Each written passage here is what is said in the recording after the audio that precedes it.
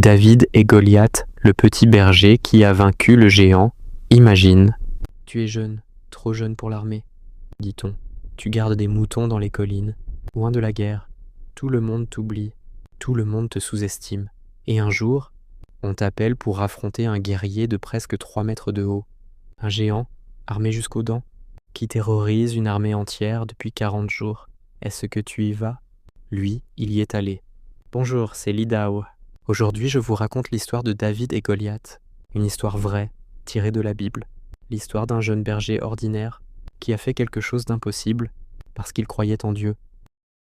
Cette histoire se passe il y a très très longtemps, dans un pays qu'on appelle Israël. C'est l'époque du roi Saül, le premier roi du peuple de Dieu. Les Philistins, les ennemis d'Israël, ont déclaré la guerre. Les deux armées se font face de chaque côté d'une vallée. Et personne n'ose attaquer en premier. Pourquoi? Parce que les Philistins ont une arme secrète. Un géant, son nom Goliath. Sa taille, presque 3 mètres. Il porte une armure de métal qui pèse plus de 50 kilos. Sa lance est aussi grande qu'un poteau de but de football. Et 2 fois par jour depuis 40 jours, le matin et le soir, il sort devant les deux armées et il crie « Envoyez-moi quelqu'un qui ose me combattre. S'il gagne, nous serons vos esclaves. Mais si je gagne, vous serez les nôtres. » Et personne ne répond. Toute l'armée d'Israël a peur. Même le roi Saül.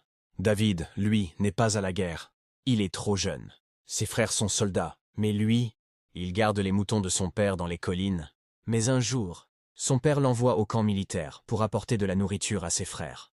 Et là, pour la première fois, David entend Goliath crier. Et David ne comprend pas.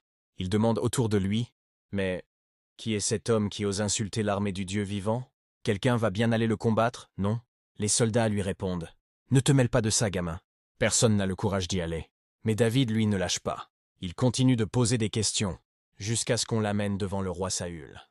Le roi Saül regarde ce jeune garçon et il dit « Tu ne peux pas aller combattre Goliath. Tu es trop jeune. » Lui, c'est un guerrier depuis son enfance. Et David répond quelque chose d'incroyable. Il dit « Moi, quand je gardais les moutons de mon père, quand un lion ou un ours venait attraper une brebis, je courais après lui, je le frappais et je la lui arrachais de la gueule. Et s'il se retournait contre moi, je le tuais. Dieu m'a protégé du lion et de l'ours. Il me protégera aussi de ce Philistin. » Saül est impressionné. Il accepte.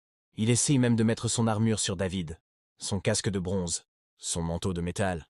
Mais David dit « Je ne peux pas marcher avec tout ça, je n'en ai pas l'habitude. » Alors David enlève tout. Il n'a pas besoin d'armure. Il a quelque chose de plus fort. David descend dans la vallée. Il prend 5 petites pierres lisses dans le ruisseau, et sa fronde, une simple lanière de